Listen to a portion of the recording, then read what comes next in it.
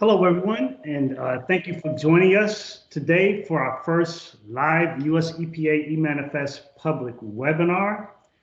As you all can see, we have a new format for our eManifest webinar today. My name is Fred Jenkins, and I am a member of the US EPA headquarters eManifest team. And again, we welcome you all for joining us. So with our new format, not only can you hear us, but you can finally see the voices behind the faces behind the voices that you've been hearing every month for the last at least couple of years now since we've been doing our webinars. So we really appreciate you joining us for this very important webinar today because we want to provide you with a lot of very important updates in the eManifest world. First, and as always, we're going to give you some eManifest system statistics updates. Steve Donnelly, the eManifest program manager, is going to be giving you those updates. And then that will be followed by me telling you about our upcoming March 2nd through 4th, 2021 eManifest Advisory Board public meeting. I am the designated federal officer of the eManifest Advisory Board. I'm going to be telling you about that very important upcoming event. And also a member of our eManifest team, Mr. David Graham, is going to talk to you briefly about some new web content that we have added to the eManifest website. And Steve is gonna come back and do a demonstration for you on our new bulk signatures feature of the eManifest system. And then we're gonna also give you an update and reminder concerning the phase out of mailed manifests. So with that said, I am going to ask the eManifest program manager, Stephen Donnelly, to take the microphone. Stephen? All right, thanks, Fred. Hopefully everyone can hear me. Welcome to Microsoft Teams, and welcome back to the webinar. Happy New Year to everybody in the year 2021. Just want to give everybody a quick little update on the activity summary so far. So we all remember the fiscal year of 2021 started a little early in October. Well, started on time for a fiscal year, but 21 started in October, and through the end, or almost the end of January right here, we have received about 471,000 manifests, and the submission breakdown is we got about 81% of our manifests are the image plus data, and then we also have image only at 15%.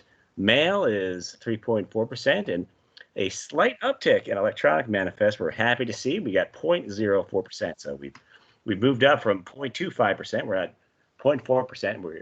We are looking to make more progress as the days and weeks go by. So thank you very much. Okay, Steve, thanks so much for that update. Also, I forgot to mention in the very beginning, as a reminder, we, as you all are aware, especially those who normally attend our webinars, we allow you to submit questions that you may have in regards to eManifest. Questions can be submitted in our live chat box that we have available for you. We probably won't get an opportunity to answer your questions directly during this live webinar. However, we will review your questions and we will try to answer them during our next webinar. And as you all are aware, we normally record our webinars. So as a reminder, this webinar is being recorded. And so your questions will be captured in that recording as well. So please be mindful of that when you submit your questions. So with that said, I'm going to tell you about the eManifest advisory board meeting coming up. So I serve as the designated federal officer of the eManifest Advisory Board. So essentially, I'm the liaison between the agency and the eManifest Advisory Board. And the eManifest Advisory Board is mandated by the eManifest Act. Essentially, the eManifest Advisory Board is a federal advisory committee. The eManifest Advisory Board is charged with and mandated by the eManifest Act to advise EPA on issues, policy issues, issues related to all kinds of issues related to the functioning of the e-manifest system. We heavily rely on the board because they are one of EPA's primary stakeholder involvement vehicles to obtain advice from our stakeholder communities and experts. The eManifest Advisory Board is composed of 8 members that have been appointed by the EPA administrator. They include members of state representatives that manifest hazardous waste, also members of the hazardous waste manifesting industry, or those who are involved in the industry, generators, handlers, etc. And also we have 2 IT experts on the board. And also this is a very, very important opportunity for public participation. If you've never attended an eManifest Advisory Board meeting, boy, and you are an eManifest stakeholder, or you are in the eManifest world, boy, you're missing something, because it's a very important opportunity for you to become more aware of eManifest and what we're doing, but it's an opportunity for you to participate. And whenever we have a meeting, you're gonna always hear me as a designated federal officer encouraging public attendance and or participation via public comment. So we have a meeting. This is an eManifest Advisory Board meetings. These are public meetings when the board meets, when they all come together. This meeting is coming up March 2nd through the 4th, 2021. It's already been announced. Many of you all may already be aware of this meeting. It's already been announced in the Federal Register. We had it announced in late December. So the meeting theme is looking ahead and setting eManifest priorities and user fees for FY 2022 and 2023. So essentially this meeting is going to obtain the board's advice about the user fees that EPA are considering for FY 22 and 2023. So this is obviously a very important meeting. All the meetings are very important. All the eManifest Advisory Board meetings are very important. But I can't emphasize how important it is for you as the in eManifest world in the public to participate, to attend, at least attend. But we also encourage public comment. And so if you refer to the Federal Register notice, it gives detailed instructions on how to provide your written public comments or your oral public comments. So please refer to the Federal Register notice. But also in regards to the meeting background materials are currently available in the public docket in www.regulations.gov, and under docket number EPA H2 OLM 2020-0571. And these materials include the EPA's white paper, and also there's a set of charge questions that are posed to the board. These are the questions that the EPA is posing to the advisory board to get their advice on the FY 2020 user fees and program priorities moving forward.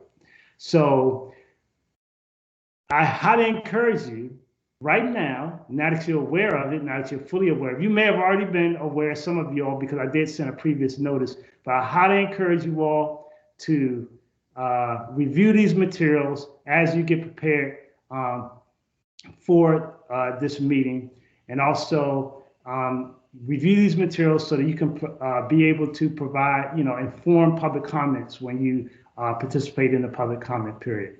So, because this also, I forgot to mention, this meeting is going to be a virtual public meeting, as was the last one. And so for this meeting, registration is required. We're doing it a little differently than meetings in the past, but in order, because of the platforms we're running the meeting off of, we're going to need you all to register to attend. So registration will be required if you are attended as a public audience member, or if you want to be an oral public commenter. And again, we highly encourage public participation via as a public commenter or attendee. And for further details, please make sure you review the Federal Register notice, and please don't hesitate to contact me, email me at jenkins.fred@epa.gov. And again, my name is Fred Jenkins, DFO, Designated Federal Official of the E-Manifest Advisory Board. So with that said, I'm going to pass the microphone back over to Steve. Steve is going to talk to you specifically, or he's basically going to give you a summary of what the meeting, the E-Manifest Advisory Board meeting is going to be about. He's just going to whet your appetite so you're willing to participate and attend this very important public meeting. Steve, take it away. Yes, thank you, Fred. I will whet your appetite. Here, yes, so one of the things we've talked about is, so I can't answer any questions none of us can answer any questions related to this white paper materials. So if you have something to say, you have some consideration, like Fred was saying, please sound off in the docket or sign up to be a public commenter or do both. So please, let's move forward. So yeah, so this advisory board meeting is going to be about the proposed program priorities, a little alliteration there, for FY22 and 23. And the sort of the linchpins of the next 2 years of program operations are: we would like to increase electronic adoption. Our program priorities align with that goal. We also want to integrate with the biennial report. We want to continue our focused outreach on generator and transporter registration to support electronic adoption, and also the completion of a third rulemaking to address exports and those other related manifest reports, such as discrepancies on manifested waste, exception reporting. And given those program priorities and our estimated program costs for IT development, for paper processing, for EPA staff, and our estimated manifest universe for those 2-year cycles, and the elimination of mailed paper manifest on June 30th, as you can see here, we have no proposed fees for that cycle because there's not going to be a way to mail paper. We've arrived at these proposed fees. So paper image upload, the scanned image upload, stays at $20. Image plus data is discounted by 7% to $13, and electronic stays steady Freddy at $8. And as we can see, there's a lot more.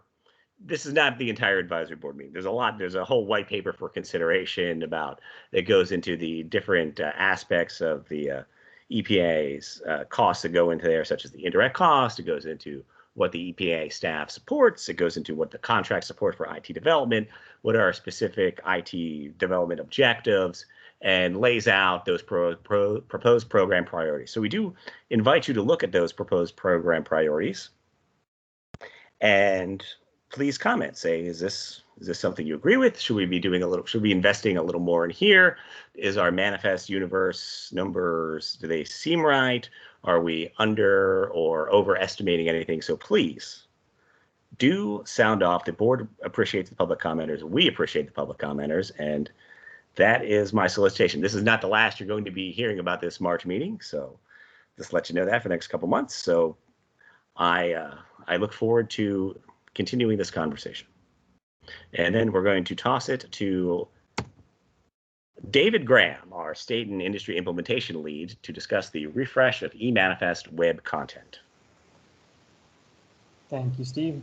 Real quick, we've updated our web presence to reflect the change to reflect the change of the new signature framework for QuickSign, as well as bulk signature, as well as mailed paper phase out. So if you go to our website at epa.gov/emanifest, you can find our FAQs as well as our fact sheets. And just as a reminder or memo to all states and regions, if you're using one of our fact sheets from 2018, please update your fact sheets to reflect our current fact sheets, or you can use ours, I should say. And now I'm going to hand it back over to Steve, who's going to do a bulk signature demonstration.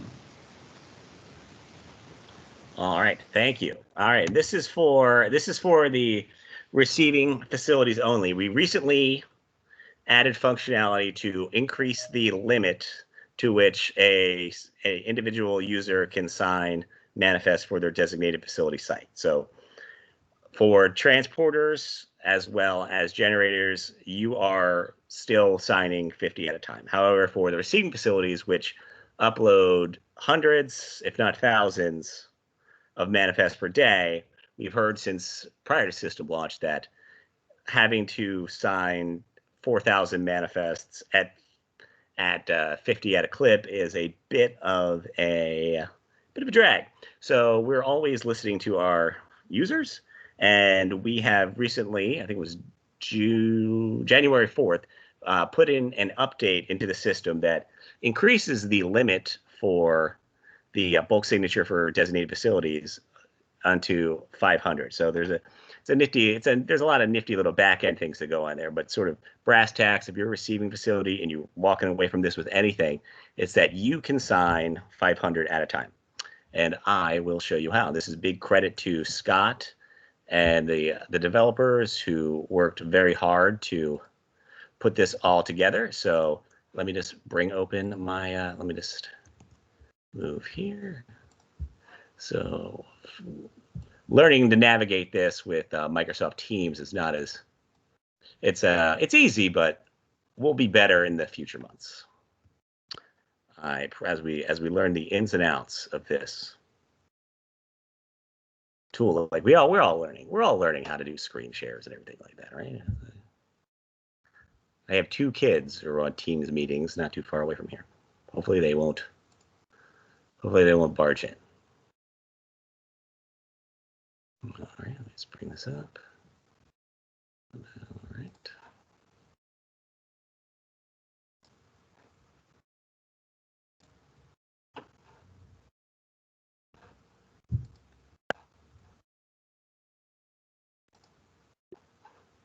All right, so I'm going to sign into my pre-production account where all the testing and all the fun happens. And yes, thanks to Scott and the eManifest developers, as well as the many, many, many industry folks who didn't let us forget we needed to do this and also participate in the testing. So I'm going to go to my designated facility site, and I'm going to go to the eManifest, and I'm going to click on a button here that says Sign Manifests. And we have done some targeted outreach to our receiving facilities that upload 10,000 a day or something like that. But it bears repeating. If you are doing this, it doesn't default to 500, defaults to 50. So please, there's a little select button right here. You can do 5, 25, 50, 100. You can do 500. And also right here on your sign manifest screen, if you just want to see the manifests that are under correction, we can tell you that you have 4,000 that are ready for the Chrome Air, the final signature, or you have 22 ready for corrections. If you just want to sign the corrections, you can just filter those out. So we see right here that this is essentially, if your manifest is ready for signature, meaning that it's a manifest, and if it's a data plus image, all the management method codes and all the flags are good, or if it's a scanned image, it's ready to go. It'll be ready for signature. You have to save that, and then click that little button here that says Select All, and we're going to scroll all the way down, and we're going to sign. And this is still a Chrome Air signature, so we're going to accept this statement right here. We're going to enter our login.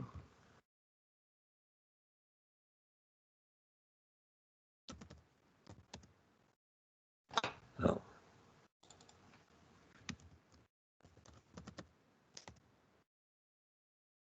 Then we're going to answer one of our challenge questions. And then we're going to sign those manifests. And what it does is the system is still signing 50 at a time. However, it groups those into a batch. And it gives you a batch ID for your submission. So it lets you know, okay, these 500 manifests are part of this batch and they will be signed. So while they're off your plate and they're signed, nobody can go in there and change anything. So they can't change a waistline or tootle around until that that batch is through, and then they'll go through the corrections process. We close that. And then we can see we started out with 4,030 and now we're at 3,530. So we are well on our way to clearing out this queue. And also we do have the ability to filter out by manifest tracking numbers. All right, so let me just bring up my share. All right. All right.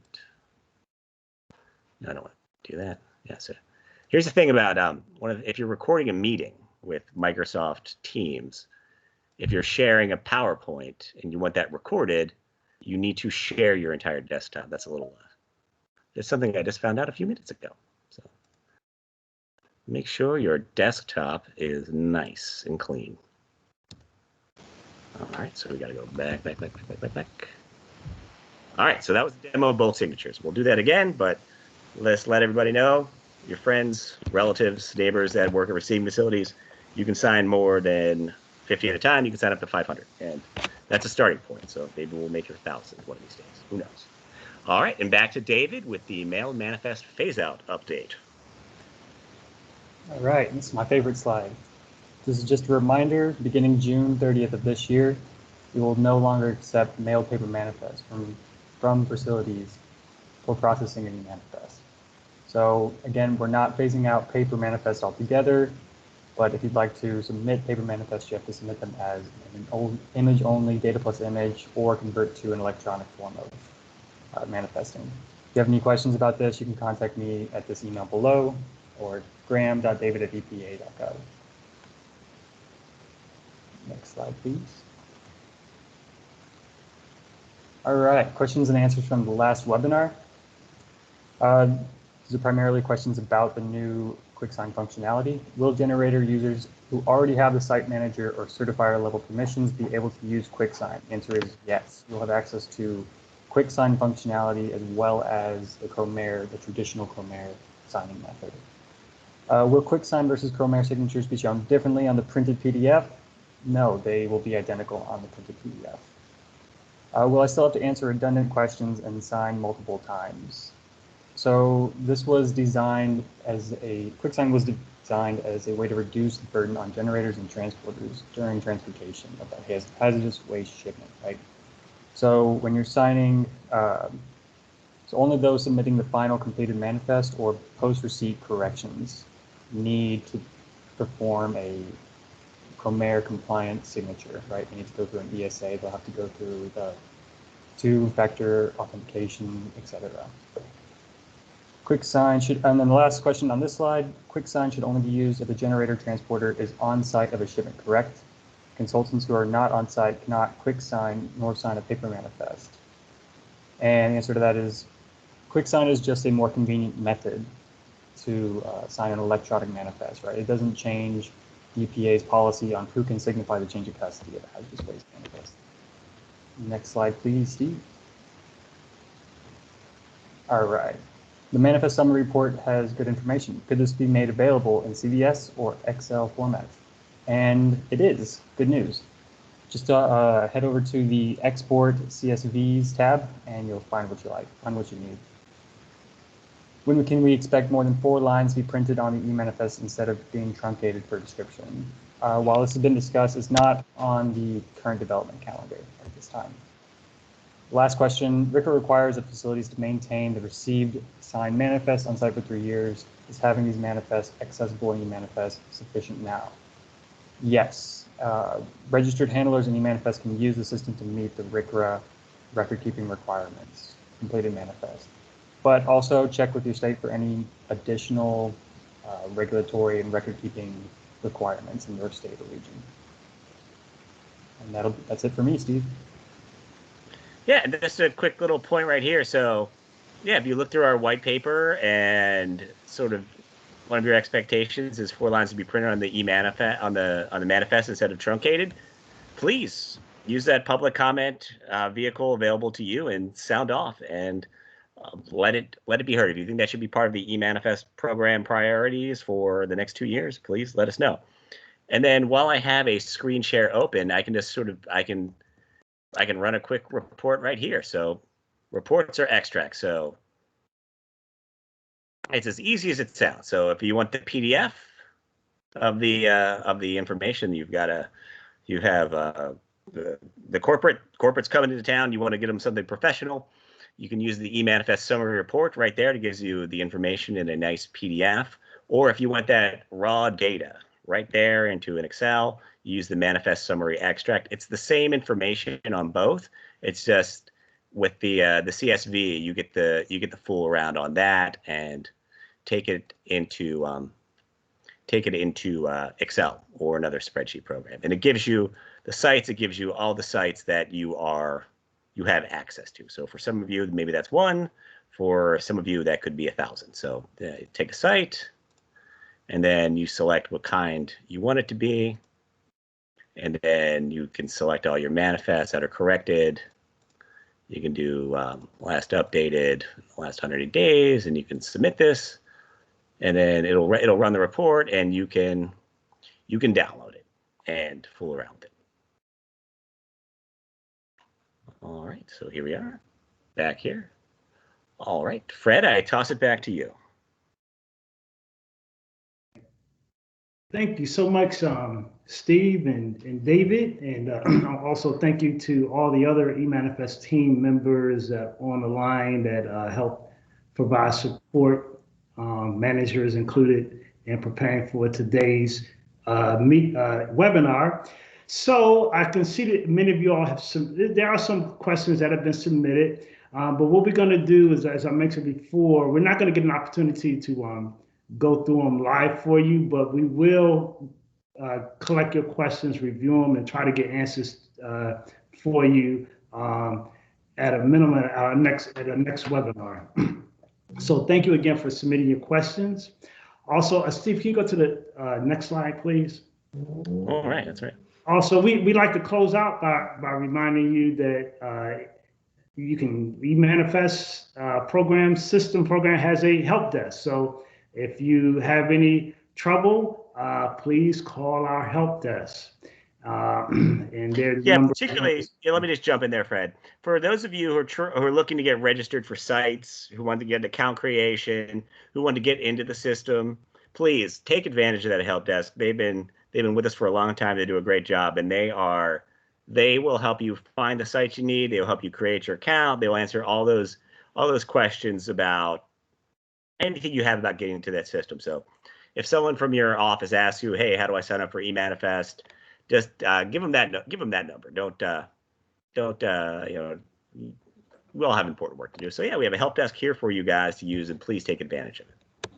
Great, thank you so much, Steve. And also, this is not on the last slide, but I'm gonna put one last plug in for the very important upcoming event, eManifest Advisory Board public meeting, virtual meeting. Please register.